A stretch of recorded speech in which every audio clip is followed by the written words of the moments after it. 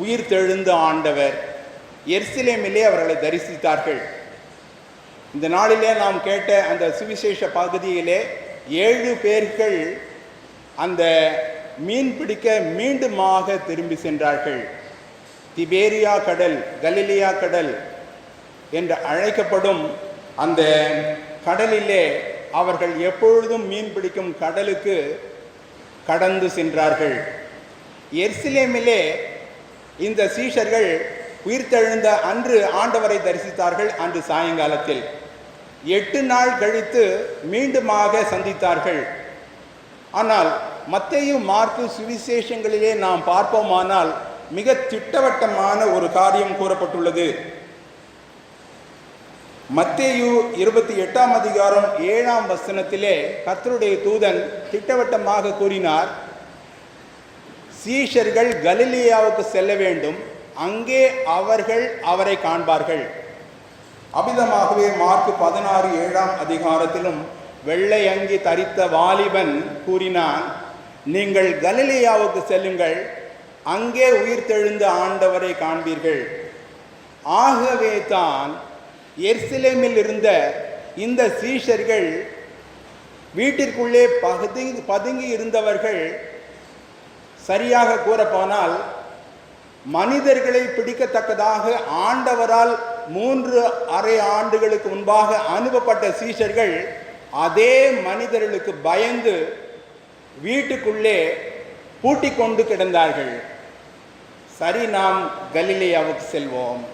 190 kilometre தொலைவில் உள்ள அந்த கலிலேயா நாட்டின் அந்த திபேரியா கலிலேயா கடல் அருகே இருந்த பட்டணங்கள் எப்பொழுதும் ஆண்டவர் பணி செய்த இடங்கள்.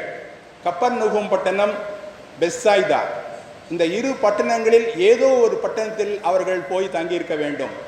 2மே அவர்களுக்கு சொந்த இடங்கள். அந்த சீடர்களுக்கு பேதுரு கிளம்பி சென்றார், அவரோடு நத்தானியேல் கிளம்பி சென்றார், தோமா கிளம்பி சென்றார், அவரோடு கூட யாக்கோபு, யோவானும் 2 சீஷர்களுமாக பயணித்திருக்க வேண்டும். ஏனென்றால் இந்த சம்பவத்திலே 7 சீடர்களை பற்றி கூறப்பட்டுள்ளது. 190 கிலோமீட்டர் நடந்தே சென்றிருக்க வேண்டும். இது ஒரு 4 அல்லது 5 நாள் பயணம். அவர்கள் துக்கத்தோடு கலக்கத்தோடு உயிர்த்தெழுந்த ஆண்டவரை தரிசித்தோம் என்றாலும் அவர் எப்பொழுதாவது தான் வருகிறார், எப்பொழுதும் நம்மோடு இல்லை. எத்தனை கம்பீரமாக, எத்தனை சந்தோஷமாக, எத்தனை உற்சாகத்தோடு இந்த இடத்திலே நாம் 3.5 ஆண்டுகளாக பயணித்தோம். ஆண்டவர் அநேக அற்புதங்களை அந்த பயணத்தின் போது, இந்த பயணத்தின் வழியிலே தான் யூதேயாவில் உள்ள பட்டணங்கள், கலிலியாவில் உள்ள பட்டணங்கள், சமாரியாவில் உள்ள பட்டணங்கள் அனைத்தும் இருக்கிறது. அற்புதம் செய்து ஆச்சரியமான கிரிகளை நடப்பித்து அதிசயமான போதனைகளை செய்த ஆண்டவரோடு சென்ற மக்கள் துக்கமுகமாய் ஆண்டவரை எப்பொழுது காண்போம், இனி என்ன செய்வோம் என்று ஒரு அங்கலாய்ப்போடு அவர்கள் அந்த கலிலேயா கடல் அருகே சென்றார்கள். ஆகவே தான் பேதுரு கூறினார், அந்த இரவிலே நான் மீன் பிடிக்கப் போகிறேன். அவர் என்ன கூறினார் என்றால், நான் மீன் பிடிக்கப் போகிறேன். மீன் பிடிக்க போகலாமா என்று கேட்கவில்லை, மீன் பிடிக்க வருகிறீர்களா என்றும் கேட்கவில்லை. அவரே ஒரு முடிவெடுத்து மற்றவர்களை அவர் கம்பல் பண்ணாம, he took his own decision. I am going for fishing. நான் மீன் பிடிக்க போகிறேன். ஆகவே தான் அந்த 6 பேரும் நாங்களும் வருகிறோம் என்றார்கள். 3.5 ஆண்டுகளுக்கு பின்பாக அந்த வேலையை தொடருகிறார்கள். 3.5 ஆண்டுகளுக்கு பின்பாக அந்த வலையை எடுக்கிறார்கள். 3.5 ஆண்டுகளுக்கு பின்பாக அந்த படவிலே பயணிக்கிறார்கள். எல்லாம் மறந்து போயிற்று. ஆண்டவரை மாத்திரம், அவர் போதகத்தை மாத்திரம், அவரால் அதிகாரம் பெற்ற அதிசயங்களை நடத்தும் வல்லமையை பெற்ற மக்கள் மீண்டுமாக தங்கள் தொழிலுக்கு மீன் பிடிக்க திரும்பினார்கள். ஆம், இதில் விசேஷம் என்னவென்றால் அவர்களுக்கு அன்று ஒன்றும் கிடைக்கவில்லை. முதலிலேயே துக்கத்தோடு இருக்கும் மக்கள், கைவிடப்பட்ட நிலையிலே இருக்கும் மக்கள், வாழ்வாதாரம் என்னவென்று அறியாமல் ஆண்டவர் சொல்வதா நாம் பழைய வாழ்வா என்ற ஒரு நிலையிலே தவித்த மக்களுக்கு ஒரு மீன் கூட கிடைக்கவில்லை. ஆகவே தான் ஆண்டவர் அந்த இடத்தில் வந்தார். தாம் சொன்னபடியே கலிலியாவுக்கு வந்தார். அந்த சீஷர்களை பார்க்கிறார், அந்த சோர்ந்த முகங்களை பார்க்கிறார், துக்கமான அந்த இருதயத்தை பார்க்கிறார். என்ன செய்வதென்று அறியாமல் தவிக்கும் ஒரு தாய் தகப்பன் இல்லாத பிள்ளைகளை போல அவரை பார்க்கிறார். ஆகவே தான் கூப்பிட்டவளை கேட்டார், பிள்ளைகளே, புசிக்கிறதற்கு ஏதாகிலும் உங்களிடத்தில் உண்டா? பிள்ளைகளே என்று மூன்று இடங்களில் மாத்திரம்தான் ஆண்டவராகிய இயேசு கிறிஸ்து தம்முடைய சீஷர்களை அழைத்தார். மூன்று இடங்கள். இது மூன்றாவது இடம். பிள்ளைகளே, புசிக்கிறதற்கு உங்களிடத்தில் மீன்கள் ஏதாவது உண்டா? அவர்கள் ஒன்றுமில்லை என்றார்கள், உண்மையை சொன்னார்கள். இப்பொழுது ஆண்டவர் கூறினார், உங்கள் வலையை வலதுபுறமாக போடுங்கள், உங்கள் வலையை வலதுபுறமாக போடுங்கள். முதல் அவர் கூறின அந்த வலையை போடும் இடம் ஆழத்திலே கொண்டு போய் போடுங்கள் என்றார். ஆழம் என்றால் அதிக தூரம் செல்ல வேண்டும்.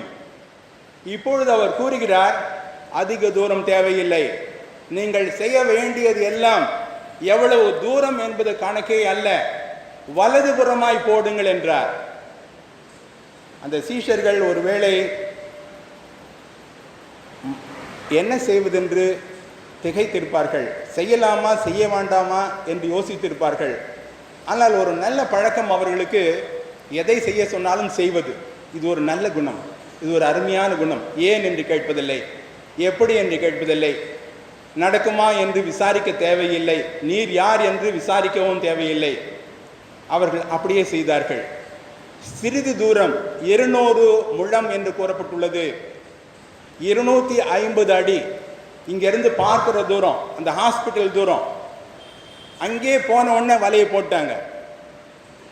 அவர் சொன்னார் இல்லையா, வலதுபுறம் தானே போட சொன்னார், ஆழமா போட சொல்லியே, வலதுபுறம் தானே போட்டுருவோம்.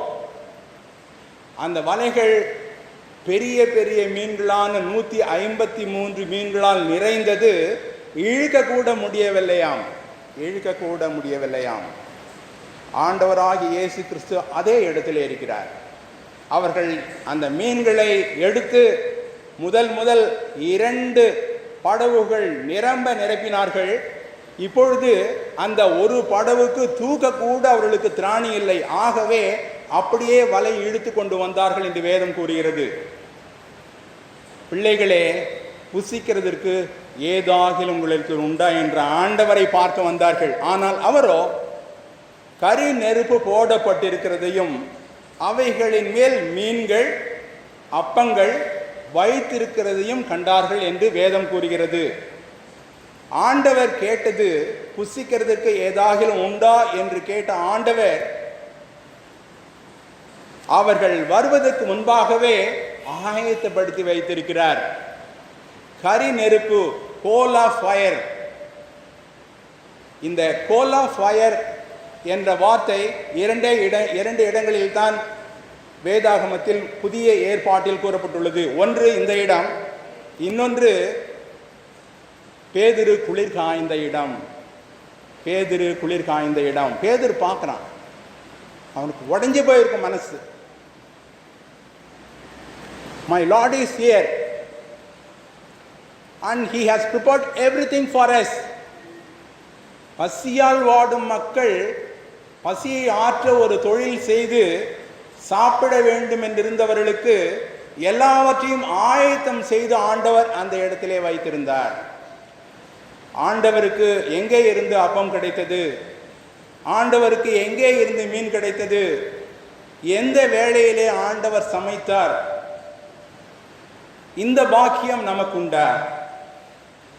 இந்த உலகத்தையும் படைத்த பராபரன், உலகத்தையும் அதில் உள்ள அனைத்தையும் உண்டாக்கினவர் சமைக்க ஆரம்பிக்கிறார். நமக்காக, நாம் பசியோடு இருக்கிறோம் என்பதற்காக சமைக்க ஆரம்பிக்கிறார். அவர் அப்பமாகிறார், மீன்களை நமக்கு தருகிறார். ஆம், ஆண்டவராகிய இயேசு கிறிஸ்துவை சந்தித்த அந்த அருமையான சீஷர்கள் ஆண்டவரை யார் என்று கூட கேட்க துணியவில்லை. அது தேவ ரகசியம். இது 3வது தரிசனம் என்று வேதத்திலே கூறப்பட்டுள்ளது. ஆண்டவராகிய இயேசு கிறிஸ்து உயிர்த்தெழுந்த ஆண்டவராக பணியிடங்களிலே சந்திக்கிறார். நாம் பணி செய்யும் இடத்திலே நம்முடைய தேவைகளின் மத்தியிலே சந்திக்கிறார். நாம் அநேக தருணங்களிலே பணியிலே தவறும் பொழுது, அதிலே நாம் என்ன செய்வது ஏது செய்வது என்று தடுமாறும் பொழுது, சூழ இருக்கிறவர்கள் நம்மை கைவிடும் பொழுது அவர் உதவி செய்யும் ஆண்டவராக இருக்கிறார். இந்த அனுபவம் உண்டா? உயிர்த்தெழுந்த ஆண்டவர் நம் உள்ளத்திலே வரும் பொழுது அவர் பொறுப்படுத்திக் கொள்கிறார். அவர் பொறுப்படுத்திக் கொள்கிறார். ஒருவேளை நாம் சாட்சி பகர நமக்கு வல்லமை, பலம், அதற்கான தைரியம் இல்லை என்றால் அவர் தம்மை தாமே நம்மிலிருந்து வெளிப்படுத்துகிறார். அவ்விதமான ஒரு வாழ்விலே, ஆண்டவரோடு இசைந்த வாழ்விலே, ஆண்டவராகிய இயேசு கிறிஸ்துவை, உயிர்த்தெழுந்த ஆண்டவராகிய இயேசு கிறிஸ்துவை நாம் தரித்து கொண்ட வாழ்விலே பணி செய்கிறோமா? நாம் பணி செய்யும் இடத்திலே நம்மை குறித்து இவர்கள் கிறிஸ்தவர்கள் என்று எத்தனை பேர் கூற முடியும்? நாம் பணி செய்யும் இடத்திலே நம் பேரை சொல்வதற்காக பதிலாக, தெரியாமல், எனக்கு அவங்க யாருன்னு தெரியாதுங்க, அவங்க பேர் தெரியாதுங்க, ஆனால் அவங்க ஒரு கிறிஸ்தவங்க. Are we leading the kind of life in our workplace? ஒருவேளை நாம் பணியிடங்களிலே அவ்விதமாக பணி செய்யும் மக்களாக நாம் காணப்படுகிறோமா?